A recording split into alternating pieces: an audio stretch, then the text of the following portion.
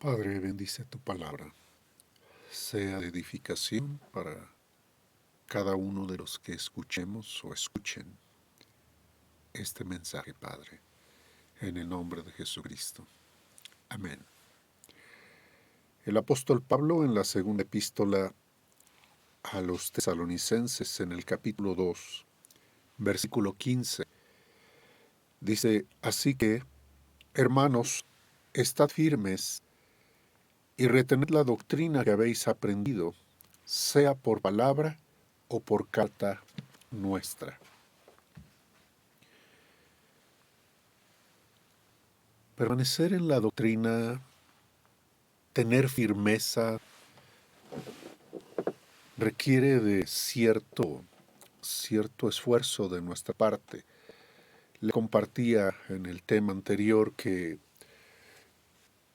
es complicado, hay limitaciones en el lenguaje y le decía, aún cuando hablamos español, tenemos ciertas diferencias de comprensión, de entendimiento. Ahora imagínense, cuando estamos estudiando la doctrina o la palabra o la Biblia y tenemos que entrar en algunos idiomas, lenguajes que no son los nuestros, como el griego, como el hebreo, y al estudiar las palabras, nosotros podemos enriquecer nuestra vida. Aquí en este pasaje el apóstol Pablo está diciendo que habéis aprendido, sea por palabra. A veces las palabras, yo sé que la labor de la traducción no es sencilla porque el traductor no es un intérprete, simplemente está traduciendo y el elegir la palabra, la acepción, no es sencillo. Entre varias opciones a veces se tiene que elegir una. Así que es un poco complejo esto de la traducción. Pero bueno, vamos a estar hablando acerca de este tema que se llama pacto de sangre. Es un tema que definitivamente a mí me marcó como cristiano, como hijo de Dios, el estudiar la palabra. El tema lo recibí de un hermano que se llama Craig Hill.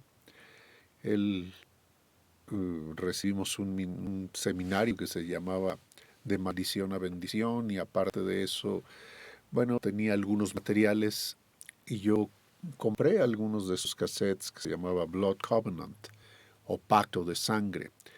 Era una serie de enseñanzas, varias, y voy a estar hablando solamente de un aspecto que definitivamente a mí me marcó, como le digo, cambió mi comprensión, mi entendimiento y me dio mucha edificación, mucha bendición.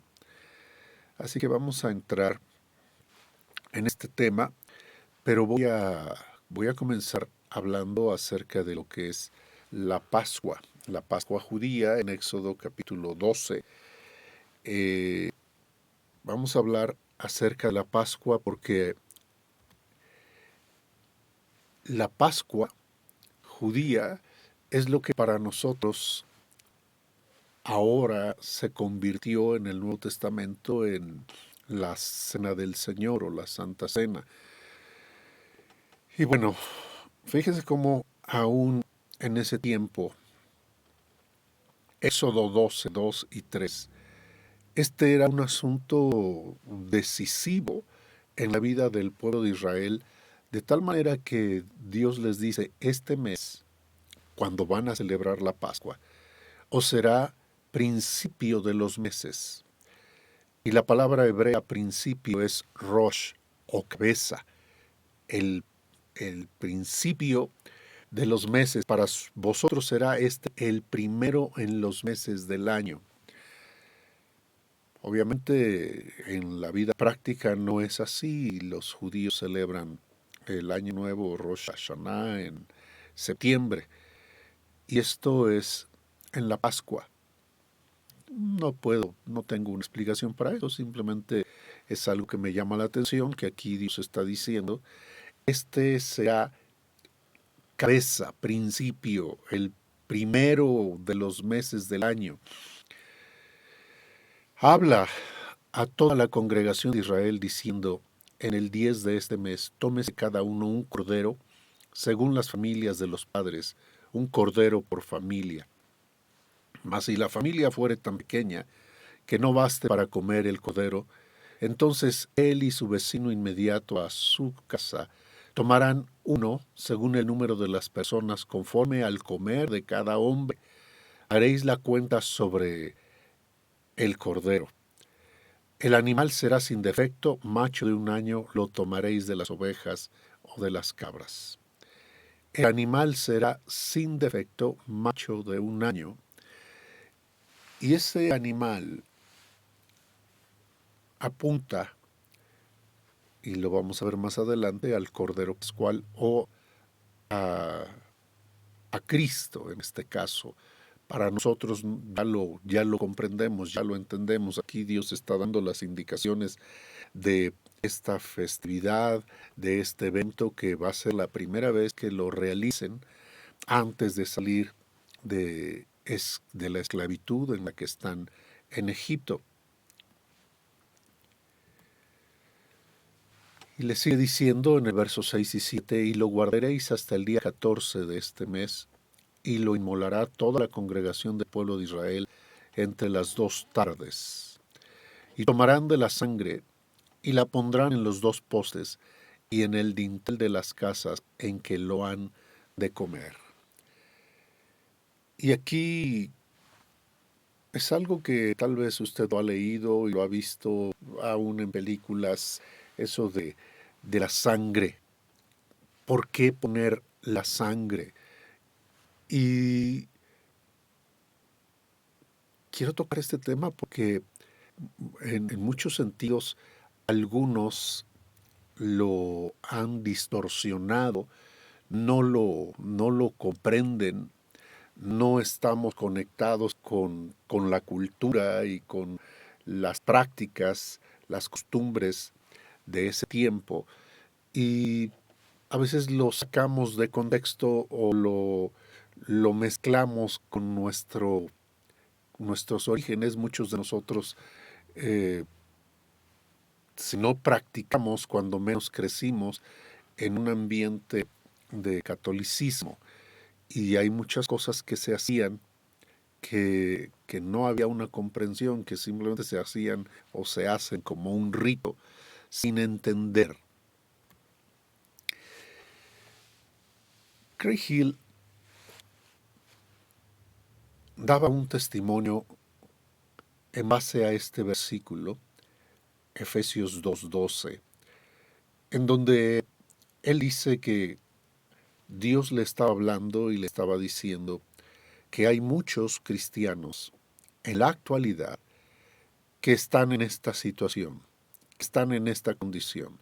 Se supone que aquí el apóstol Pablo está diciéndole a los gentiles que antes de llegar a Cristo, en aquel tiempo estabais sin Cristo, alejados de la ciudadanía de Israel y ajenos a los pactos de la promesa, sin esperanza y sin Dios en el mundo. Y decía Craig que Dios le hacía sentir eso, que muchos cristianos en la actualidad siguen ajenos a los pactos. ¿Y ajenos por qué? Porque por ignorancia, por no comprender, por falta de conocimiento. Y citaba también, Oseas, mi pueblo pereció por falta de conocimiento. Por eso, en el capítulo 4, vemos que Pablo dice, esto pues digo y requiero en el Señor, que ya no andéis como los otros gentiles, que andan en la vanidad de su mente. Comprender esto no tiene que ver con tener un nivel intelectual muy alto o ser un erudito para comprender esto. No, no tiene que ver con la vanidad de la mente.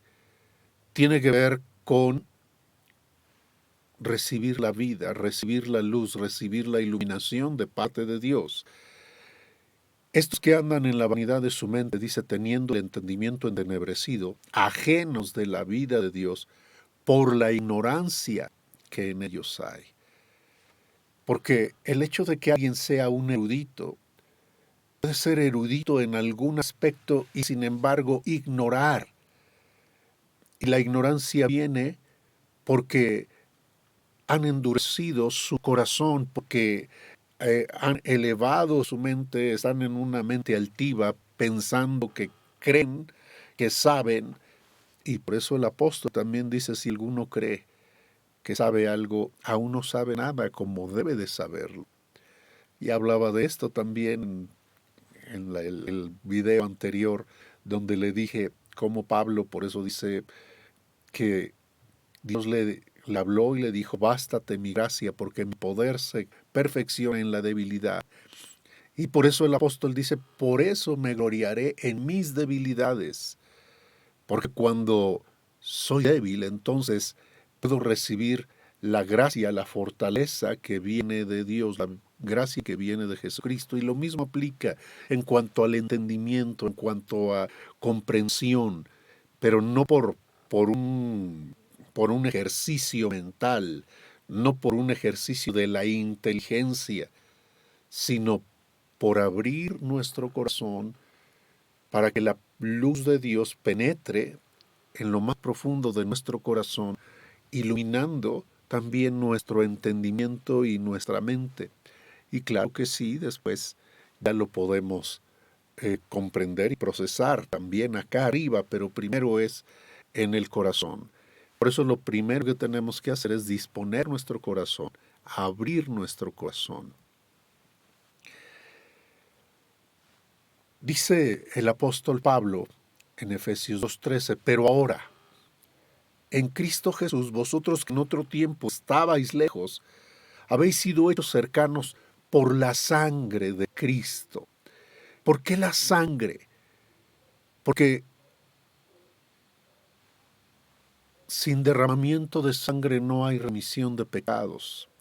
En el libro de Hebreos se nos habla de todo esto de los sacrificios y por qué la sangre y todas estas cosas que no voy a entrar en esto, pero insistiendo en lo que aprendí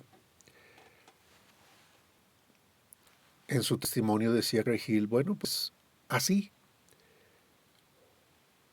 cuando ya tenemos el privilegio de haber sido hechos cercanos, de haber entrado en una relación de pacto con Dios por medio de la sangre de Jesucristo, muchas veces las personas no viven esa relación de pacto. Se relacionan con Dios no en base al pacto, sino a un contrato, en base a un desempeño, y están en un esfuerzo propio, en una lucha personal, en lugar de recibir la gracia de Dios y vivir una relación de pacto con Él.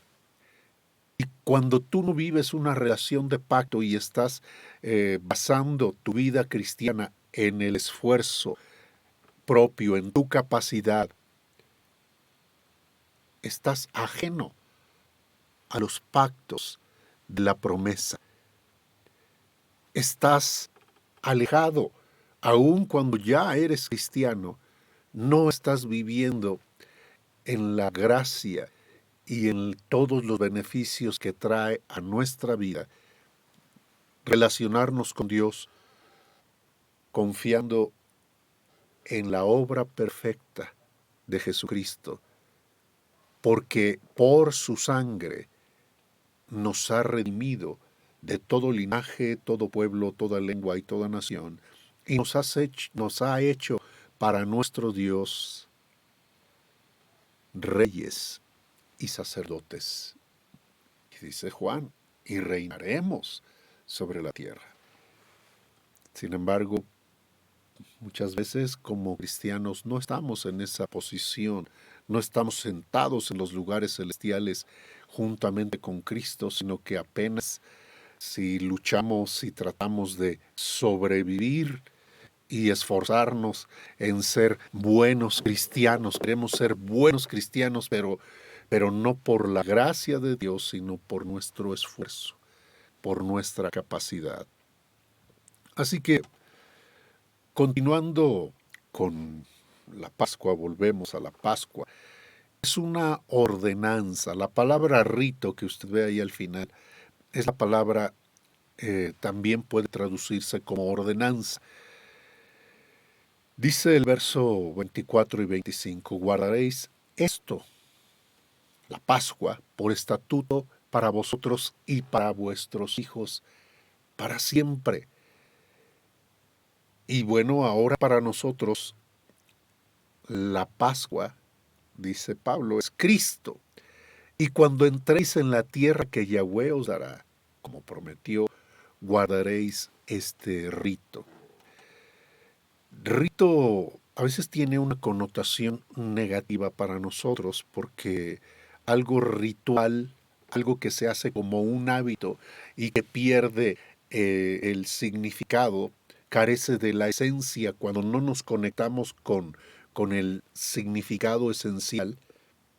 Hacemos algo simplemente de una manera mecánica, sin la vida que debería acompañar ese rito o esa ordenanza. Y lo mismo aplica a la cena del Señor. Lo puedes hacer simplemente como un rito, como un ritual, como algo que estás haciendo por cumplir un mandamiento, pero sin la vida y la esencia que lleva ese evento. Y dice el verso 26, y cuando os dijeren vuestros hijos, ¿qué es este rito vuestro? Nuestros hijos o nosotros mismos, los que nacieron en un hogar cristiano, bueno, pues le preguntan a los padres. Los que no, a veces la pregunta no se la podemos hacer a nuestros padres, pero tenemos que buscar a Dios y decirle, ¿qué es esto?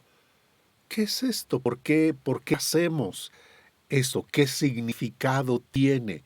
¿Qué es este rito vuestro? Esta costumbre, esta práctica, esta ordenanza, ¿qué sentido tiene? ¿Qué significado esencial tiene?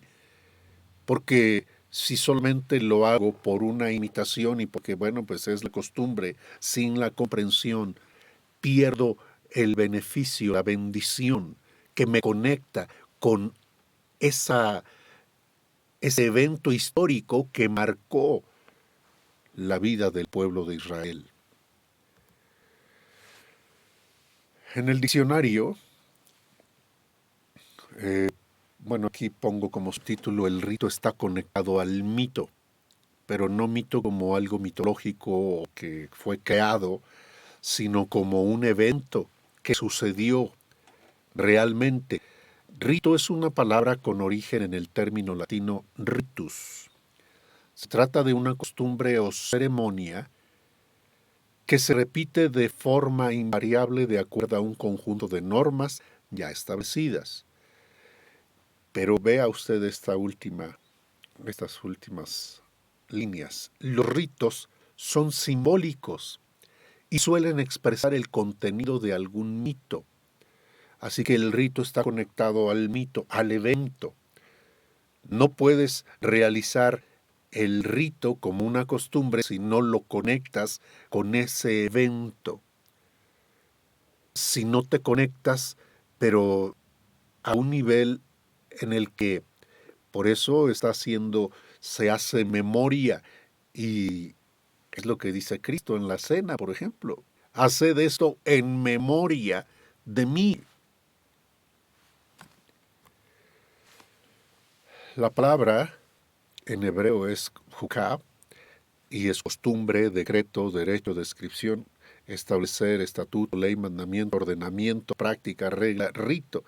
Por eso le digo, es complicado la labor de un traductor porque entre todas esas acepciones, entre todas esas palabras, tiene que elegir una. Y a veces las palabras o el significado de las palabras cambian según también la época y las costumbres en los pueblos. Entonces no es sencillo. El verso 27 le sigue hablando de el Cordero Pascual. ¿Cuál es la respuesta que le vas a dar a tus hijos? Dios les está enseñando y Dios les está diciendo, esta es la respuesta que tú le vas a dar a tus hijos. Vosotros responderéis, es la víctima de la Pascua, es decir, es el Cordero Pascual de Yahweh, el cual pasó por encima de las casas de los hijos de Israel en Egipto, cuando hirió a los egipcios y libró nuestras casas. Entonces el pueblo se inclinó y adoró. Yo le compartía que esto, hermano, cuando nosotros lo leemos, esta narración en el español, perdemos la esencia y no entendemos y no comprendemos porque puede darse otro sentido. Fíjese aquí cómo podemos malinterpretar y de hecho antes de entender, antes de estudiar, antes de comprender y recibir la iluminación, el entendimiento, la comprensión, como usted le quiera llamar, a esto. Cuando yo leí el cual pasó por encima de las casas de los hijos de Israel en Egipto, esta palabra, pasar por encima, ahorita la vamos a estudiar, las palabras hebreas, pero da la impresión, explícales a tus hijos qué es lo que sucedió. Esto es lo que les vas a decir. Es la víctima de la Pascua de Yahweh. Eso sí lo comprendía, bueno, porque cuando uno se convierte, nos hablan de Cordero Pascual y además venimos de un contexto católico en el que se celebra la Semana Santa y sabemos qué es lo que se está celebrando en ese tiempo. Pero yo subrayo, pasó por encima, porque lo que generaba en las personas o lo que genera es algo que, bueno, yo le voy a decir personalmente, es como si les está diciendo, pongan la sangre en las puertas, porque va a venir el destructor y va a matar a los primogénitos. Así que pongan la sangre como una protección, ¿verdad? Y entonces la impresión que nos deja la lectura es que la sangre lo que va a hacer es impedir la entrada del destructor a nuestra casa. Nos va a dar una protección, va a ser una señal y va a pasar, como estamos viendo aquí, por encima. Y es como cuando uno está como agachándose, queriendo que no lo vean, porque nos van a elegir para una prueba o para un examen y el maestro está diciendo y eligiendo y como que no me tocó a mí, me brincó. ¡Ay, qué alivio! La libré. Entonces, esa impresión es la que a veces se queda en los hijos de Dios o en los cristianos, o aún leyendo así, sin la comprensión, sin la profundidad. Uno piensa, pues pasó por encima de las casas. Es decir, se las brincó, se salvaron. Cuando hirió a los egipcios y libró nuestras casas, ahí ya tiene otro sentido, pero bueno, como ya nos quedamos con el primero, el pueblo se inclinó y adoró. ¿Por qué se inclinó el pueblo y adoró? Porque el pueblo tiene una comprensión. ¿Por qué adoran? Porque están sintiendo, ay, nos salvamos, la libramos, pasó el destructor y ay, nos libró. No, porque es otro el sentido que tiene esta narración. Y ese sentido lo vamos a ver en unos versículos eh, en particular. Aquí vemos la palabra hebrea Pesach, que es la ofrenda, o estoy citando aquí la palabra, la víctima de Pascua, ofrenda de Pascua. Esa es la palabra. La vamos a ver más adelante y la vamos a compartir. ¿Por qué? Porque aquí usted se da cuenta que se está utilizando, perdón, aquí se están utilizando dos veces, que quería activar el puntero, pero parece que no me da la opción. Bueno, ok. Aquí ve usted dos palabras. ¿Qué es lo que le vas a decir? El verso 27, bueno, aquí está en inglés y en hebreo. ¿Qué es lo que les vas a decir? Esa es la víctima de Passover o Pesach. Es la palabra 54-53, que tiene como origen lo que usted ve abajo, la segunda flecha, 54-52, Pasaj. Estas dos palabras son importantes en el hebreo. Lamentablemente, aunque está traducido correctamente al español, porque significa pasar, tiene un significado más profundo y tiene que ver con otras costumbres que había en Medio Oriente y que vamos a estar describiendo en los siguientes versículos. De manera particular, vamos a hacer una distinción entre dos palabras hebreas que se están usando. Una en el verso 12. Dice, pues yo pasaré aquella noche por la tierra de Egipto. Pasaré. Esa palabra que usted ve ahí resaltada en amarillo es la palabra hebrea abar. Ahorita la ponemos. Pues yo pasaré aquella noche por la tierra de Egipto y heriré a todo primogénito en la tierra de Egipto, así de los hombres como de las bestias, y ejecutaré mis juicios en todos los dioses de Egipto. Yo, Yahweh, pasaré. Es la palabra abar. Abar, esta que usted ve aquí, cuya raíz primaria significa cruzar. Entonces, pasar aquí es como atravesar, lo ve ahí abajo, avanzar. Y eso es lo que está diciendo Dios, pasaré, avanzaré, atravesaré la nación, el pueblo egipcio, y voy a traer un juicio en el que iban a morir los primogénitos. Pero sigue la narración y en el verso 13 vuelve a utilizar la palabra pasaré, pero ya no es la misma palabra hebrea. Para nosotros pasar y pasaré, bueno, pues pasar es, está en español, lo entendemos, pasaré está en el futuro y es el mismo verbo, pasar o pasaré. Simplemente cambia el tiempo. Pero aquí el verso 13 dice, y la sangre os será por señal en las casas donde vosotros estéis. Y veré la sangre, y pasaré de vosotros.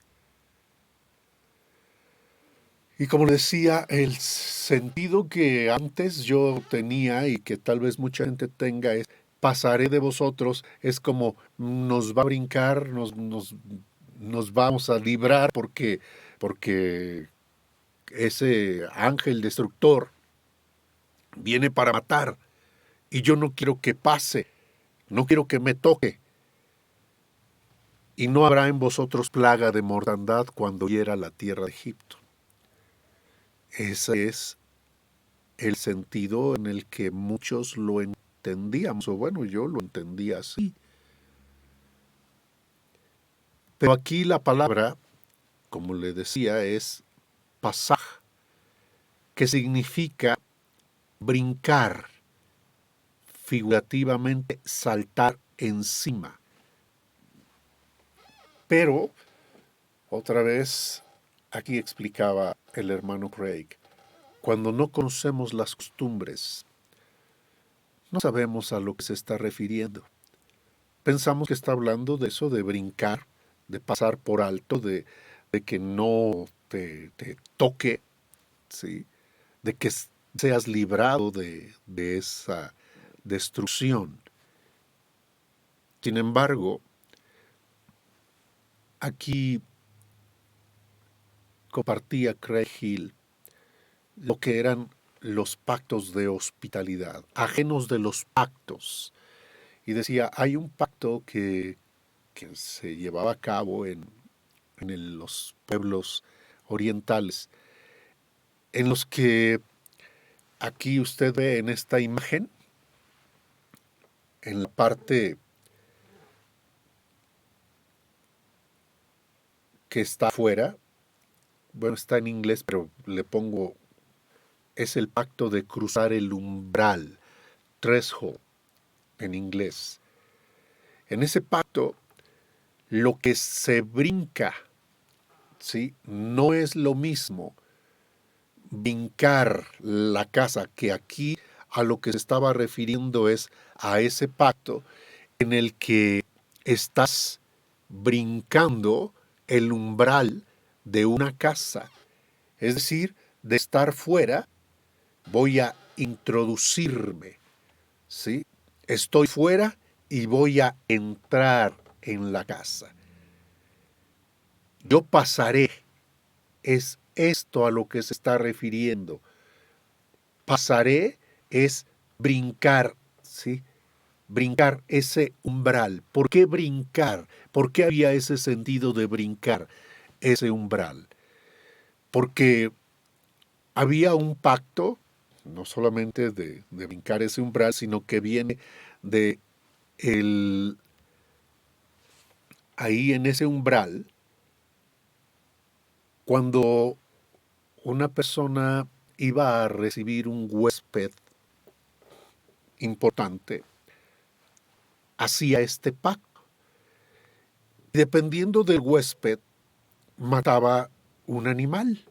De hecho, es una costumbre que todavía en los pueblos se dice, a ver, ¿cuándo vine? Y matamos una gallina, matamos un animalito para honrar o para recibir o para ser hospitalario y recibir a esa persona que se quiere recibir en casa. Pero ¿qué sentido tenía en la cultura oriental? Ahí usted está viendo que hay un recipiente en el que el animal que se mataba, la sangre se ponía en ese recipiente, representando un pacto de hospitalidad en el que el anfitrión le está diciendo al que llegaba de visita, estoy dispuesto a dar mi vida por ti, con tal de protegerte porque estás entrando al abrigo de mi casa, a la sombra de mi tejado, de mi casa. Estás cruzando el umbral y estamos haciendo un pacto de hospitalidad. Como le digo, todas estas son costumbres orientales y que cuando no conocemos esas imágenes, esas costumbres, no tenemos el entendimiento, entonces hay pasajes que no comprendemos como este de Hebreos, en donde precisamente el escritor se está refiriendo a esto, a este pacto. ¿Cuánto mayor castigo pensáis que merecerá el que pisoteare al Hijo de Dios y tuviere por inmunda la sangre del pacto en el cual fue santificado e hiciera afrenta al Espíritu de gracia? Le decía que cuando el anfitrión iba a recibir a alguien, vertía la sangre en ese recipiente. Y la peor ofensa que alguien podría hacerle al anfitrión, tú llegas y en lugar de brincar, en lugar de cruzar el umbral, brincar y accesar, entrar, introducirte, pisabas sobre esa sangre. Era la peor ofensa, era como decirle, esto es lo que vale para mí tu vida, no vale nada, no es nada. Entonces, en ese pacto lo que hacían era pasar, brincar. Brincar, pero no en el sentido de pasar de largo o brincar, sino entrar, introducirse, entrar en la casa, haciendo un pacto de hospitalidad, pero también, en este caso, otra costumbre es que cuando el rey que conquistaba una ciudad iba avanzando, veía esto. Si los habitantes ponían sangre para recibirle, era una señal de que era bienvenido. Y él entraba en las casas y hacía un pacto con esas personas que habían sido conquistadas de la nación. Pero en este caso, este pasaje no lo entendíamos, bueno, yo al menos no lo entendía eso de que pisar, bueno, pues sí, me parece una ofensa, ¿cómo vas a pisar al Hijo de Dios y vas a tener por inmunda la sangre? Bueno, pues se basa precisamente en entender de qué está hablando. Está hablando de esta costumbre, de esta imagen, de estos pactos que existían en el Antiguo Testamento y que para nosotros, por ignorancia, eran ajenos, ajenos a los pactos. ¿Cuáles pactos?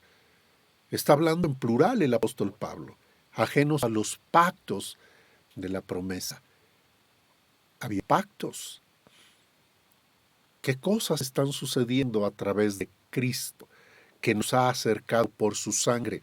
Ahí está la sangre que está virtiendo Dios es la sangre de su propio Hijo, Él que no escatimó a su propio Hijo, sino que lo ofreció, lo entregó. ¿Cómo no nos dará juntamente con Él todas las cosas?